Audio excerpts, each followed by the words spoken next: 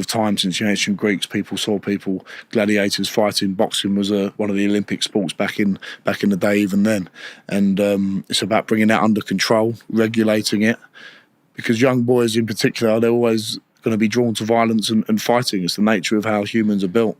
And if we can control that in a controlled environment with a sport like boxing, which teaches respect, which teaches integrity, it humbles you because you fight people better than you, people who've got more power than you, and it teaches you respect because you know your limits and you know other people's limits. And it needs to be brought back into schools because it brings it's ethical in that sense, because it's a lesser of two evils in the way that, would you rather your son or your daughter on the streets, hanging on street corners with the risk of knives, or would you want them to be in an environment where they're learning to be fit, to have respect for other people and mental discipline as well? There's a lot of organisations that have been around, Box Up Crime, Gloves Up, Knives Down, and I know how I was speaking there about ways you aim for people's heads and things like that. That's if you're a professional sportsman and you're doing this for money and you're in combat and you want to do this as a profession. But there's other things you can do. I went to university in Exeter and we done boxing classes for 400 or 500 people. We started off with about 50 members and we grew it to 500 members with the help of my friends Nicholas Eaton, who run the captaincy of the club. Great guy. And it's not just about sparring and hitting each other. It's about the fitness of it and the team spirit that you build and getting people into fitness and sports in whatever way, whether that's boxing, whether that's netball, football, hockey. Boxing's another sport that needs to be embraced because it's not just about contact, it's not just about sparring.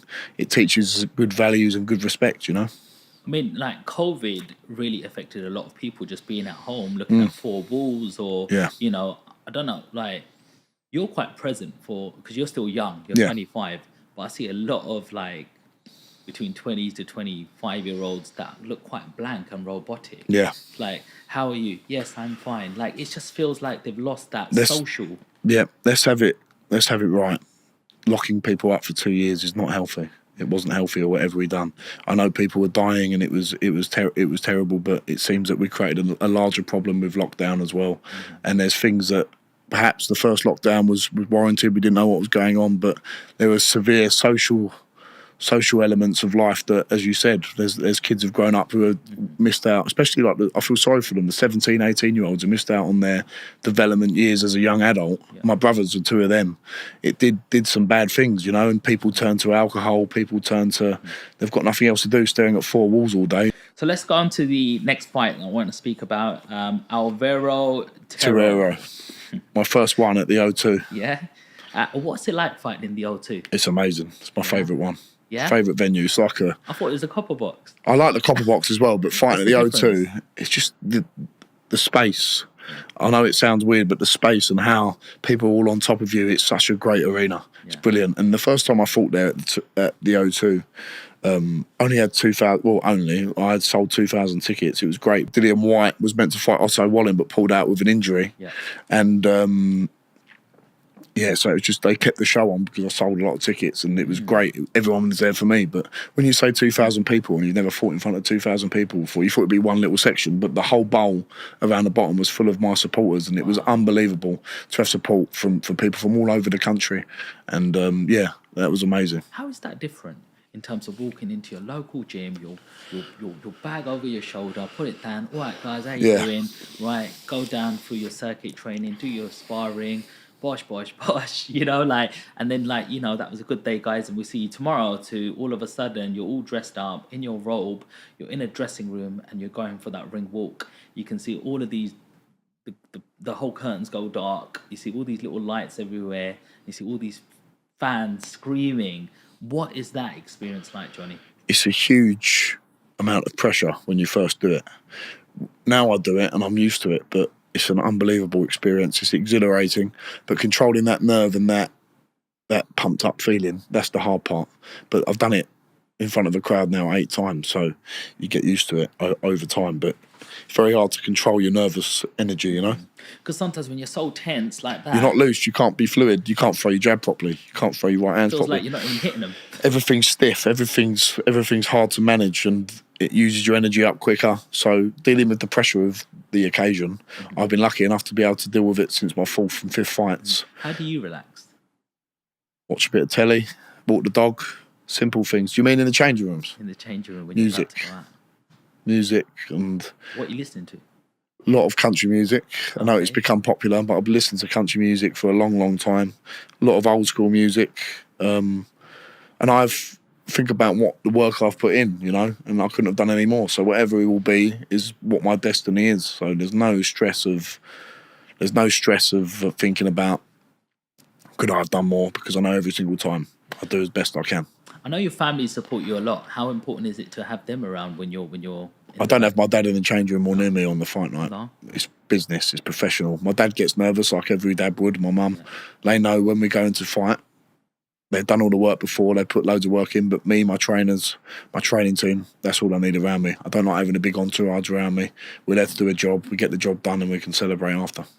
So Terrero, would you say he was a journeyman because he's won Yeah. 5 and he lost 13? Yeah, he was a journeyman. How do you prepare for a journeyman? Like, you know, They're hard to break down. It's different.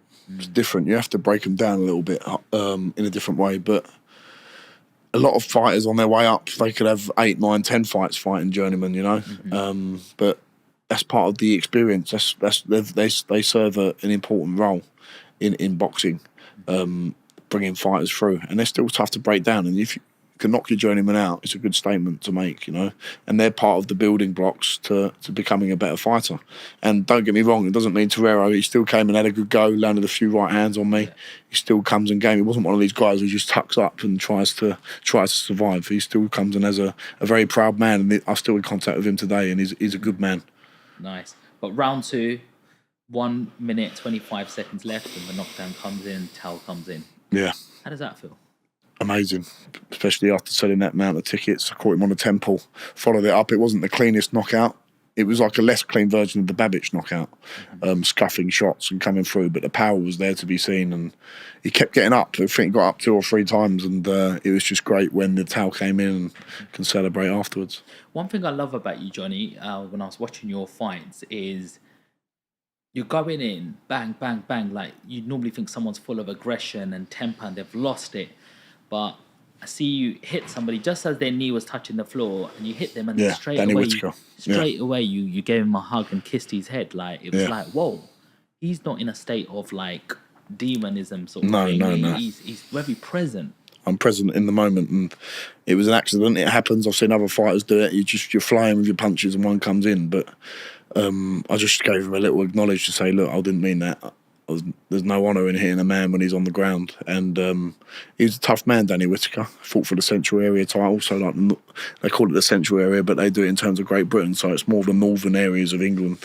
Tough man, and as again, talk to him still to this day, and it's just in my nature to be like that. Obviously, you can switch it on and off, and that was a moment just to switch it off quickly and say, "You're okay." Where does that control come from? Confidence in your own ability and not having to prove anything to anyone. I know I can punch. I know I'm strong and I'm a powerful fighter. I don't have to prove anything to anyone. And it's being a sportsman and having a code of ethics and honour when it comes to fighting someone. It's a sport. You're not trying to kill the other man. Yeah. You're there to conduct yourself appropriately, and being a good sportsman comes before anything, winning or losing. You win magnanimously and you lose, and you're gracious in defeat as well. And I always try and conduct myself in that way. There'll be times when you're gutted and you want to do better, but you've always got to remember it's a sport and you've got to conduct yourself accordingly. Well, you are a sports, person, athlete. What happens if you're just sitting in the pub or a bar with your family or just sitting down with a group of friends and somebody just starts bad-mouthing you and saying, who do you think you are? You think you're some sort of boxer? I'll have you right now. Like trying to play because there's loads of people going, there's loads out there. This guy's got a bit of fame. He's got a bit of money behind him. If I wind him up, maybe I can get about that, You've got to wind me up first, though. That's the only thing. Yeah. Can't wind me up very easily. If you're if you're so bothered, you've got to come up to me in a bar, because you do get people who do it. You get looks. Have you get people. Yeah, not people coming up to me, but even over the last 2 years, when I first turned pro, people were happy for you in your local area. Yes. And there's still a great amount of people that are. I've got a great network of friends, but they're only happy while you're not doing as well as them. Once you start doing better than them, You get a few looks, you get people not saying hello to you as much. When I go away from my area, it's great. It's amazing support because people don't see you as often, and people see you for who you are. Because on social media and stuff, I try and project myself as naturally as I can, but you do get jealous people. But